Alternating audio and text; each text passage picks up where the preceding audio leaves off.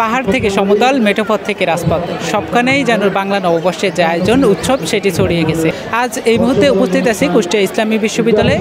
আজকে এই বৈশাখ উপলক্ষে যে আনন্দ র্যালি, সেই আনন্দ শোভাযাত্রাই কিন্তু বিগত যে 16 বছরের যে ফ্যাসিস্ট, সেই ফ্যাসিস্ট যে সরকার, সেই সরকারের যে একনায়কতন্ত্র, সেটার বাইরে গিয়ে একটি ঐক্যবদ্ধ, অর্থাৎ বিশ্ববিদ্যালয়ের 36টি বিভাগ, বিশ্ববিদ্যালয়ের প্রত্যেকটি দপ্তর, প্রত্যেকটি সেক্টর কিন্তু এই র্যালিতে অংশগ্রহণ করেছে।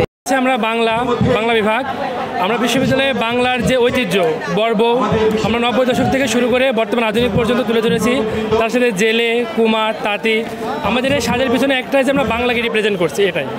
শিক্ষক থেকে শুরু করে সর্বস্তরের স্টেক হোল্ডাররা আজকে যে বাংলা নববর্ষ এর আনন্দ শোভাযাত্রা আয়োজন করেছে এবং শোভাযাত্রায় তারা অংশগ্রহণ করেছে, এই জন্য বিশ্ববিদ্যালয়ের কর্তৃপক্ষ থেকে আমি তাদেরকে ধন্যবাদ জানাচ্ছি।